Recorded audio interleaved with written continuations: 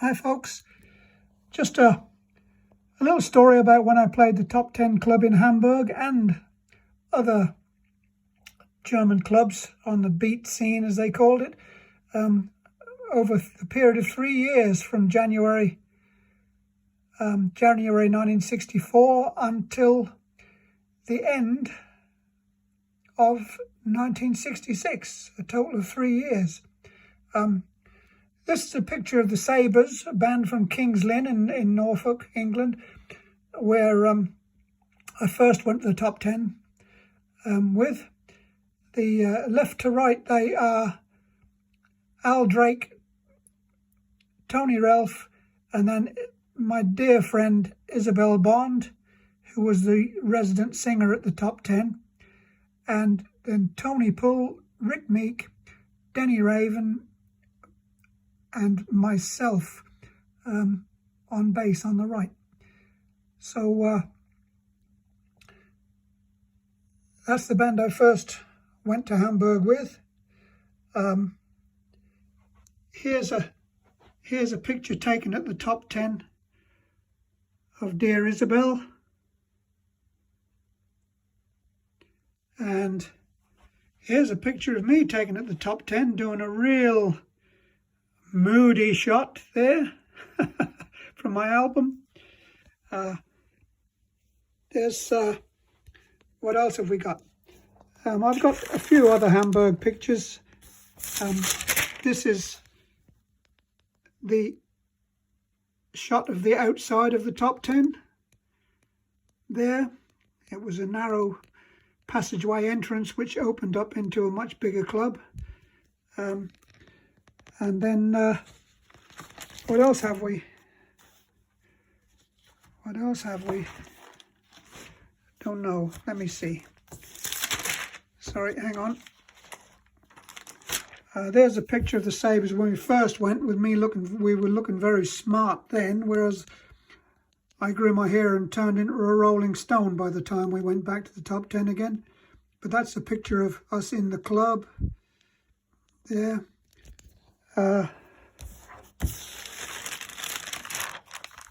Picture of the band outside the top 10 reading the King's Lynn News and Advertiser for the benefit of the local King's Lynn paper. So playing the top 10, well, what it was we played 7 nights a week for 8 hours with 2 bands. That was between 7 and 3 o'clock in the morning.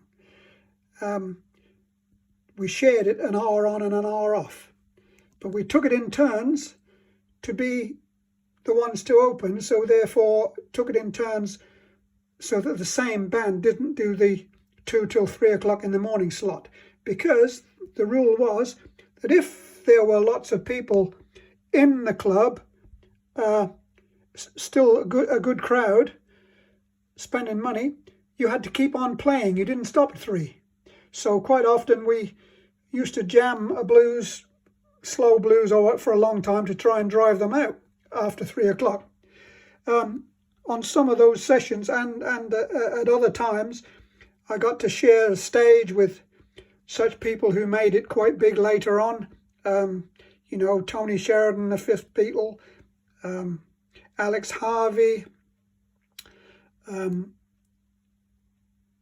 Richie Blackmore joined our band later on for a whole month when he was at a loose end. Also got to see the Remo 4 and got to be very friendly with the great Tony Ashton, lovely chap. See all the bands round the Star Club, and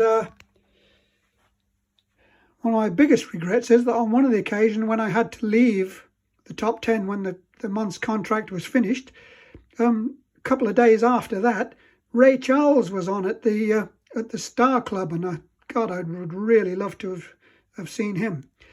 But after that, so I played anyway. I played at the top 10 for 3 different months in 64, and then I went again in 65 with a band called the Blues Syndicate, a 7-piece with guitar, bass, drums, keyboards, 2 horns and a singer. And I visited the club at other times as well when I was not playing there. Now after that, in the remainder of 65, 66, I went back to Germany and we played the Wartilla circuit, which was working for Manfred Wartilla, who owned the Star Palace in Kiel, and then he also provided bands for smaller clubs all around the country.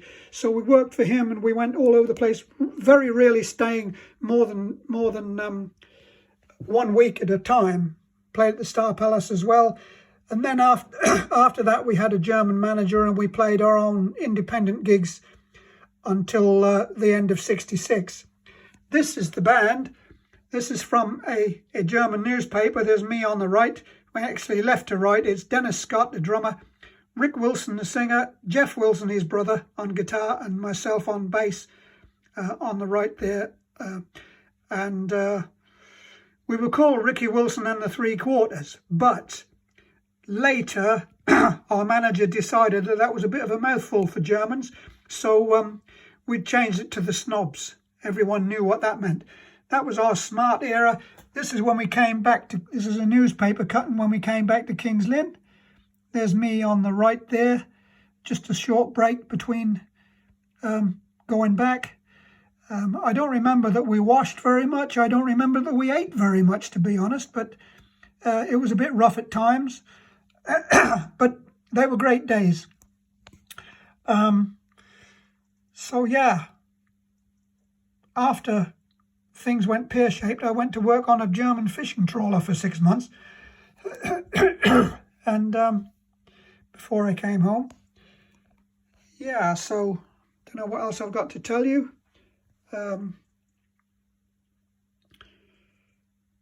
Yeah, that's about it. So a little bit of history there, a little bit of nostalgia for me. Hope you enjoyed the story.